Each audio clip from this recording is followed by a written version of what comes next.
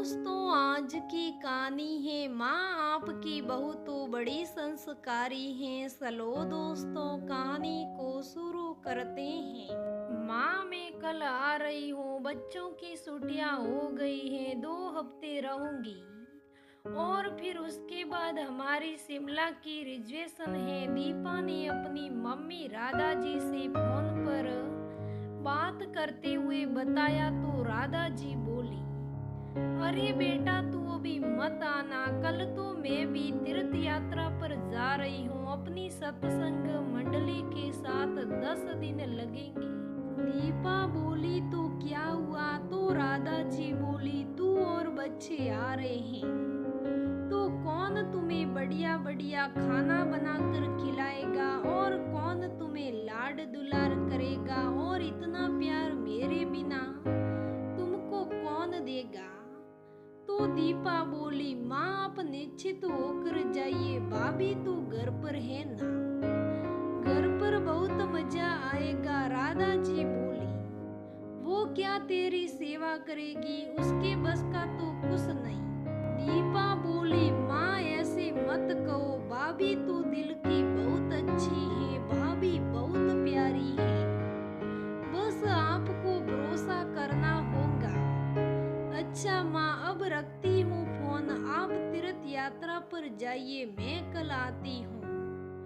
अगले दिन दीपा सुबह की फ्लाइट से दिल्ली पहुँच गई। उसका भाई उसे लेने एयरपोर्ट आया। घर पर भाभी बड़ी बेसब्री से इंतजार कर रही थी अपनी ननंद दीपा का।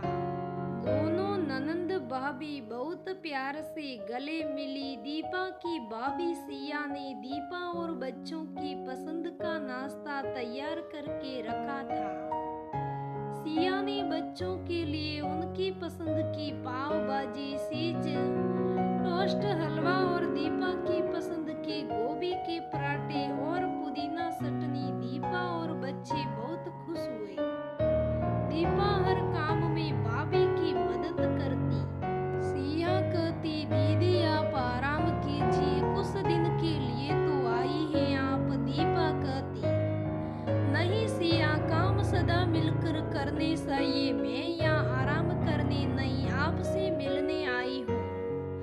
आपकी शादी के वक्त तो मैं ज्यादा रुक नहीं पाई थी। दरअसल दीपा अपने छोटे भाई विशाल की शादी के वक्त मायके में 2 दिन ही रुकी थी, क्योंकि दीपा के बच्चों की परीक्षा थी। बच्चों की छुट्टियां होते ही दीपा मायके आ गई। दीपा की माँ राधा जी तेज स्वभाव की औरत थी।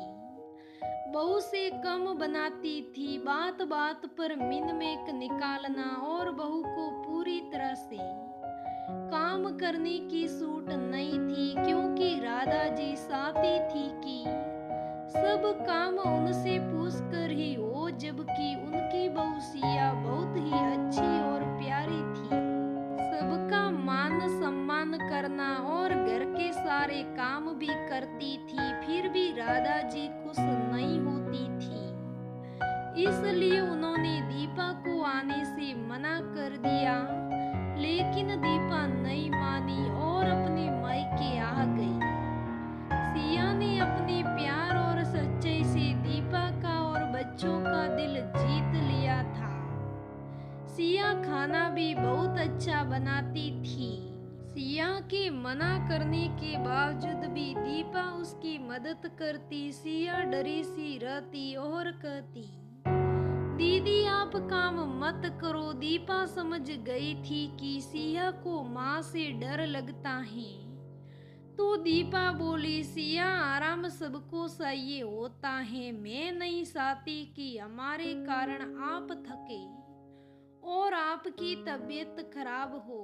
दीपा का साथ पाकर सिया बहुत खुश थी। 10 दिन मिलजुल कर काम करते और हंसते खेलते बीत गए, पता भी नहीं चला।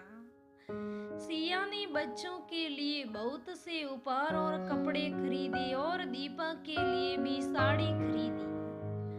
10 दिन बाद राधा जी आ गई और बोली, अब मैं आ गई हूँ, तुम्हें खूब बढ़िया खाना बनाकर खिलाऊंगी और आराम से बिठाऊंगी। आराम कर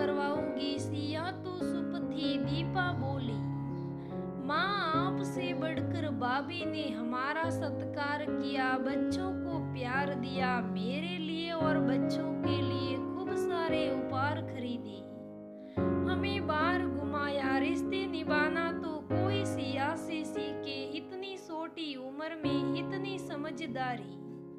आपको भरोसा करना होगा अपनी बहू पर, बहुत समझदार और व्यवहार कुशल है भाभी। आपको तो खुश होना चाहिए कि आपकी बेटी को आपकी बहू कितना मान सम्मान देती है, आपकी बेटी को कितना मान सम्मान मिलता है भाई भाभी से। ऐसा नसीब हर किसी का नहीं होता। शुक्र मनाइए आपकी बहू संस्कारी है। राधा जी पहले तो चुप रही, फिर कुछ देर बाद बोली, सचमुच कुछ ना कुछ तो जरूर है मेरी बहू में, जो मेरी बेटी अपनी माँ को छोड़कर भाभी की ही हो गई। मैं बहू की अच्छाइयों को देख ही नहीं पाई, सिया की आंखों में आंसू आ गए। सोच रही थी ऐसी ननंद सबकी होनी चाहिए, जो भाई भाभी के जीवन में खुशियां लेकर आए और इतनी समझदार हो।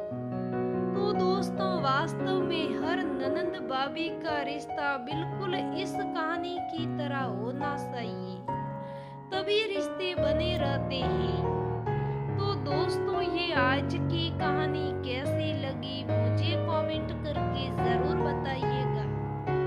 अगर कहानी अच्छी लगे तो लाइक करना, शेयर करना, मेरे चैनल को सब्सक्राइब करना। धन्यवाद दोस्तों। फिर मिलेंगे हम अगली कहानी में, तब तक बने रहे हमारे